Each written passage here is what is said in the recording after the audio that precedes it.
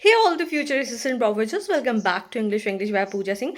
Today we are going to talk about Mary Wollstonecraft. Yes, she's very important for feminist critic and today we are going to talk a lot about her in detail and in UGC NET. This question has been, asked many times. So without any further delay, let's get started. So before studying anything, we have to study the biography. Why? It is very important because every time in UGC NET they ask about the nationality, year of birth, year of death. So Mary Wollstonecraft was born in 1759 and she died in 1797 in England. She lived during the time of the French Revolution when ideas of freedom and equality were spreading at that time, right? If you talk about the rights, equality was there at that time, but it was mostly for men and still not for women. Okay, if you talk about her life was full of struggle. Her childhood was not so good because her father was abuser to her, and for mother, marriage was a bad institution. If you think that everybody's life is very normal, very good, no, even they had to face a lot. So her childhood was not good, her father was abusive to her, mother, marriage was bad institution. Then she came to meet William Godwin. She meet William Godwin, a philosopher, that he stayed with him and he too hated marriage. Okay, he too hated marriage. Then Mary Wollstone and William Godwin became husband and wife. Mary became pregnant, and at the childbirth, it is very, you know, painful to say, while she was giving childbirth, she died at the age of 38 while giving birth to the daughter. So, the daughter of William Godwin and Mary Wollstonecraft is none other than Mary Shelley. Who has written what? Who has written Frankenstein? Remember? Did you know this? If you know, do let me know in the comment section. If you didn't know, no, do let me know. Yes, today we get to know. Okay, so if you talk about the financial instability, there was limited opportunities for women and personal hardship, that I told you about that. So these experiences shaped her thinking. Now you come to know that until unless you don't experience thing, you don't understand that particular thing. I might tell you that I am hurt by these words, but until unless that words are pierced through your heart, you won't realize it, right? So after that, she became a writer, a philosopher, and early feminist thinker, and not just because of that, but because of what she faced in her personal life. Now we'll be talking about her books. What are the major books? So some of her important works include what? Thoughts on the Education of Daughters, published in 1787, A Vindication of the Rights of Men, 1790, and A Vindication of the Rights of Women, 1792, and this is the most important book. Okay, she is best known for A Vindication of the Rights of Women. Do write in your copy. Now we are going to discuss A Vindication of the Rights of Women in detail, what she has to say. The very first thing that you should be knowing that the division of this chapter is 13 chapter. It is very important to know. Sometimes UGC NET ask about the what are the division of the chapters. They ask about that also. So in A Vindication of the Rights of Women, 1792, she argues that women are not naturally inferior to men. Okay, they appear inferior because they are denied education at that time.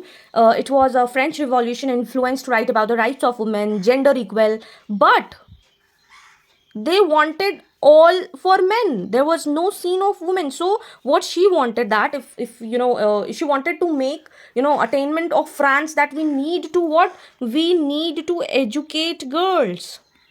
We need to educate girls, and that's what she wanted, and that's what she said, ki until unless you are denying the traditional virtues of women, like submission, women could not be like a good wife, mother, if not well educated. If you are not educating your women, how can you assume that she will be a great wife, a good mother, and if she's not well educated? Okay, so it is very important. Please write this in your copy in your examination. This is where from points become statements. The statements you see, the long statements in your examination, these are the statements that becomes from this particular point. Please, this is understand, this is very important. Now, what education argument? She says that education is the key to equality. At that time, women in England, what they were taught? They were taught that you have to be beautiful, you have to abide by manners, you should be obedience, you just have to be focused on your appearance. Focus on what? focus on appearance, to being beautiful, play piano, and that's all. Women can amuse the men but can never be a companion to a man if she is not being educated. So after all, what she realized, that education is very important. Education is very important. You can be beautiful, you can be mannerful, you can be obedient, but not in reasoning, logic, and independence if you are not educated enough, right? So she criticized this system, and she says that Wollstonecraft argued that women are trained to be attractive but not intelligent, and this is the only keeps that dependent on men, right? Then she talked about equality argument. She demanded that equal education and equal opportunity should come to women, and then we can expect to be a good wife, good mother. So she believed women should be rational, independent, and capable of thinkers. That's what I give the proofs earlier sections. Now, what was the criticism of society? She criticized society, that how society is treating women as a decorative objects and emotional being. Like, you have to be presentable 24 into 7 so that men can feel happy that okay, he can present your wife as a trophy. Okay, so she argued that this weakens both a woman and a society as a whole. You are weakening your system. For example, I'm giving you just one example. A boy is taught to think, question, and lead, but a girl is taught to behave, look good, obey manners. So naturally, obviously, you have seen this in your home. If not in your home, in your neighborhood. If not in your neighborhood, you can have seen in society. If not in society, you must have seen this in movies. Do let me know in the comment section, have you seen this or not? So naturally, the boy becomes confident and the girl becomes dependent on that particular boy.